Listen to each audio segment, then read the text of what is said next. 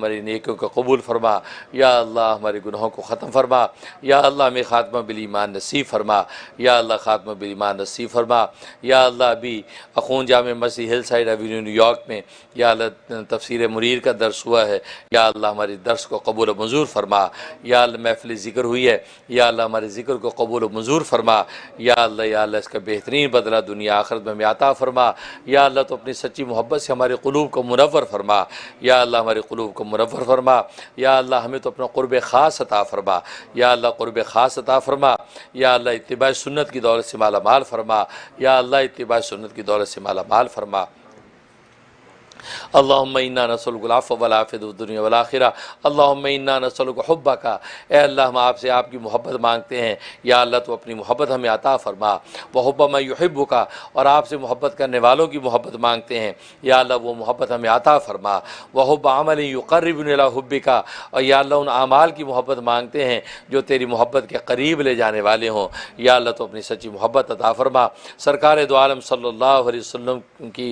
سنتوں کی اتباع عطا فرما، یا اللہ ان کی سنتوں کی اتباع عطا فرما، یا اللہ دنیا بھر میں ناظرین جو ہمارے ساتھ شریک ہیں اور یہاں حاضرین تمام جو موجود ہیں، یا اللہ سب کی جائز دلی مرادیں پوری فرما، یا اللہ سب کی جائز دلی مرادیں پوری فرما، سب کی پریشانی دور فرما، سب کو بیماریوں سے نجات عطا فرما، سب کو یا اللہ ظاہری باطنی دولتوں سے مالا مال فرما، یا اللہ دنیا میں جہاں جہاں مسلمان مغلوب اور پریشان حال ہیں، یا اللہ ان کو غلبہ نصرت عطا فرما، یا اللہ ان کو غلبہ نصرت عطا فرما، یا اللہ ظاہری باطنی حفاظت و عافیت عطا فرما،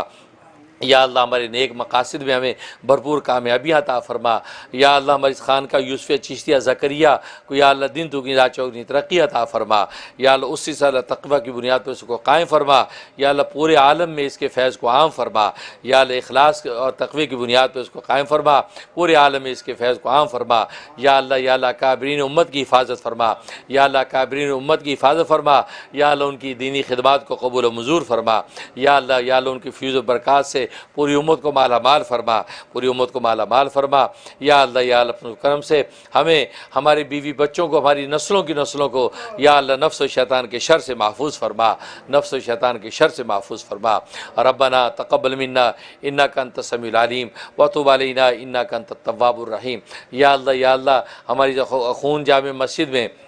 یا اللہ 3 دن کی تبلیغی جماعت آئی ہوئی ہے، یا اللہ اس جماعت کا آنا قبول و منظور فرما، یا اللہ جماعت کے ساتھیوں کو جزائے خیر عطا فرما، یا اللہ ان کا آنا یہ پوری بستی کی ہدایت کا ذریعہ بنا، یا اللہ پوری بستی کی ہدایت کا ذریعہ بنا، یا اللہ ان کی محنت و ایفرٹس کو قبول و منظور فرما، یا اللہ ان کے گشتوں کو قبول فرما، ان کی تعلیموں کو قبول فرما، ان کے سجدوں کو قبول فرما، ان کے دعوتوں کو قبول فرما، ان کی یا اللہ تبلیغ کے پیغام کو قبول و منظور فرما، یا اللہ دعوت تبلیغ کی آواز پورے عالم میں چل رہی ہے، یا اللہ جہاں جہاں جماعتیں چل رہی ہیں، یا اللہ سب کی محنتوں کو قبول و منظور فرما، یا اللہ ان کو ظاہری باطنی حفاظتیں بھی عطا فرما، یا اللہ شیاطین شرور سے ان کو محفوظ بھی فرما، یا اللہ ان کی محنت کو قبول و منظور فرما، یا اللہ اس جماعت کا آنا مسجد کے لیے اللہ قابل مبارکباد فرما، یا اللہ اہل محلہ کو ان کی خوب خدمت اور نصرت کی توفیق عطا فرما، خدمت نصرت کی توفیق عطا فرما، یا اللہ کے راستے میں نکلنا ان کا قبول و منظور فرما، اور یا اللہ ہم اہل محلہ کو نکلنے کی توفیق عطا فرما، یا اللہ دین کو ہمارے لیے آسان فرما، پورے عالم میں دین کی ہوائیں چلا، یا اللہ پورے عالم میں دین کی ہوائیں چلا۔ ربنا تقبل منا انک انت السمیع العلیم وتب علینا انک انت التواب الرحیم۔ اللہم انا نسألک من خیر ما سألک من نبیک محمد صلی اللہ علیہ وسلم ونعوذ بک من شر ما استعاذک من نبیک محمد صلی اللہ علیہ وسلم وانت المستعان وعلیک البلاغ ولا حول ولا قوة الا باللہ۔ یا اللہ جن لوگوں نے دعاؤں کی درخواست کی ہے، یا اللہ ناظرین میں سے ہوں یا حاضرین میں سے ہوں، یا اللہ ان کی جائز دلی مرادی پوری فرما، یا اللہ جائز دلی مرادی پوری فرما۔ سب سے بڑا مقصد تیری رضا ہے، یا اللہ سب سے بڑا مقصد تیری رضا ہے، یا اللہ تو اپنی رضا اور خوشنودی عطا فرما، اپنی رضا اور خوشنودی عطا فرما، اور سب سے بڑا دشمن شیطان و نفس ہے، یا اللہ شیطان و نفس سے محفوظ فرما، شیطان و نفس سے محفوظ فرما۔ وصلی اللہ تعالی علی خیر خلقہ محمد و آلہ و اصحابہ اجمعین برحمتک یا ارحم الراحمین۔